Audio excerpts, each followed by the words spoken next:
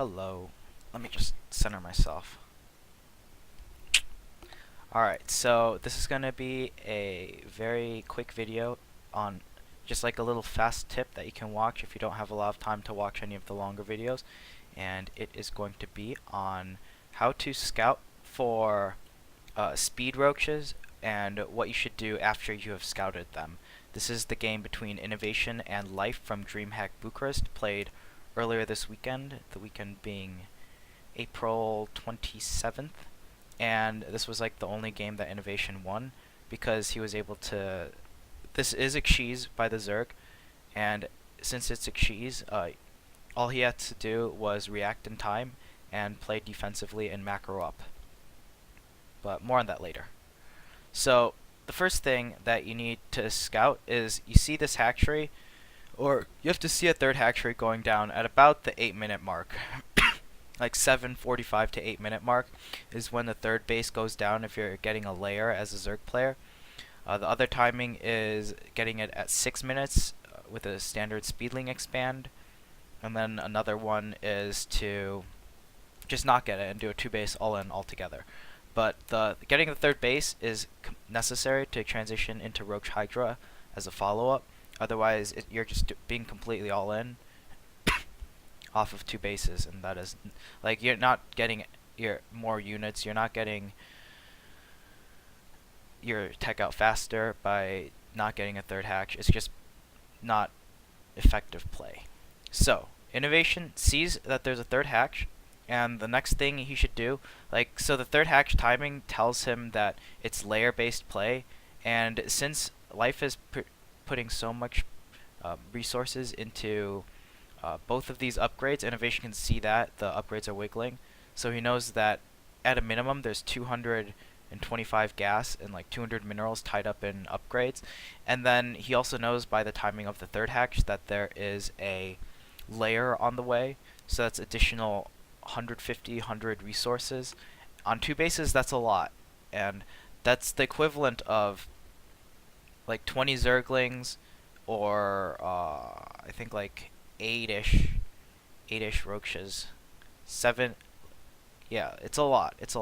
Like, it's basically an entire production round worth of units that Life could be doing.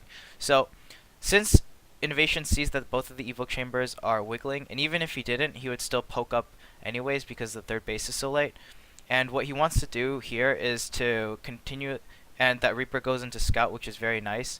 I think it ends up seeing the Roach Warren. Actually, no, it doesn't. But what he does here is he wants to force out either Zerglings or Roaches, and basically he wants Life to show his hand.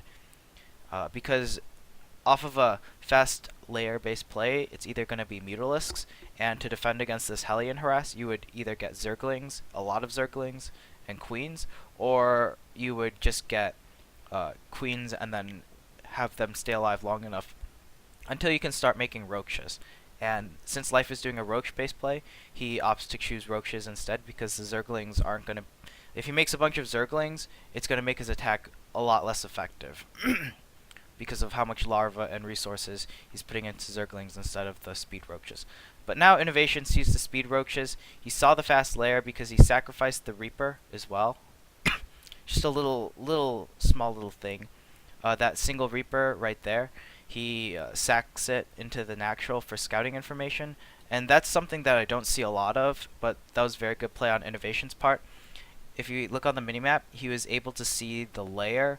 I don't know about the Roach Warren because I don't remember where the Roach Warren was placed, but he was able to confirm that there was a layer. And he sees a bunch of speedlings, and now he's going to poke up and he sees the Roaches. So right now is in his head is when he should know that there are no mutas coming out because you can't afford both Roaches and making a Spire and getting Mutalisks out at the same time on 2 bases.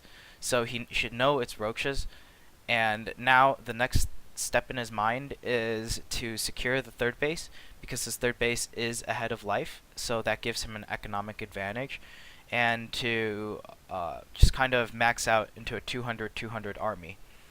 The only aggression that Innovation ends up doing is a single medevac drop, I believe, just to do some light harassment, some kind of like petty touching, because he doesn't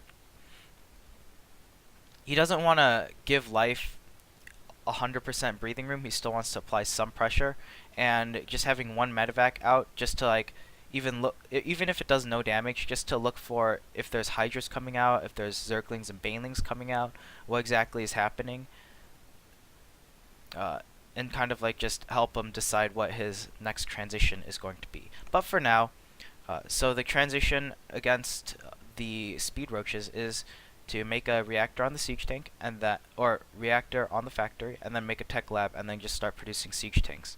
Kind of business as normal. That's literally all innovation has changed. He makes a tech lab and he starts making siege tanks.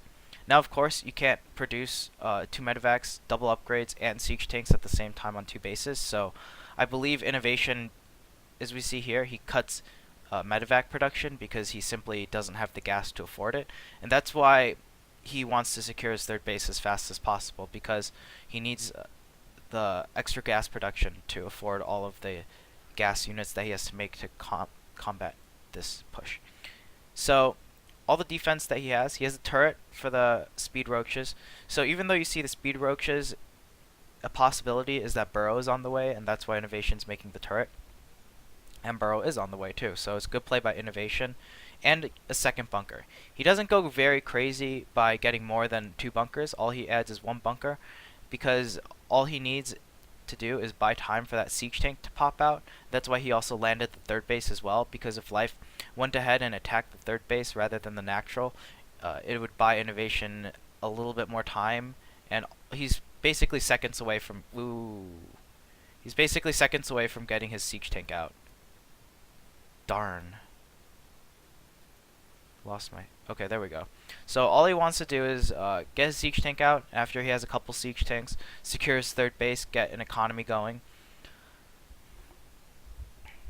And so, like right here, we see life try to break up, but the siege tank's out. He has 2 bunkers, and even if he does break out, Innovation, all he has to do is pull SCVs, and he'll be fine. And we see this little drop going on around the time that all of Life's army is at Innovation's main base or natural, and this is a great timing. It's essentially a counterattack, and what this force is going to be doing is it's just going to be being super annoying and go around Life's entire base. Like now he sees the Hydra den as well, so knows it's going to be Roach Hydra, and he just kind of keeps poking around to keep Life's units in a defensive positioning so that Innovation can secure his 3rd base. And so basically what happens in the rest of the game here is that Life kind of makes a big mistake by committing into Innovation's siege tank line, but that's also good on Innovation's part, playing a defensive game like he's supposed to, and basically waiting until he maxes out, and then he's going to push out and start to do a lot of damage because he'll have a superior army with the siege tanks against Roach Hydra. But Life he had some poor decision making this game, and he kind of just suicided all of his units into Innovation's sieged up army. Not good. And that just let Innovation be able to walk across the map and finish the game. So that's pretty much how the end of that VOD goes.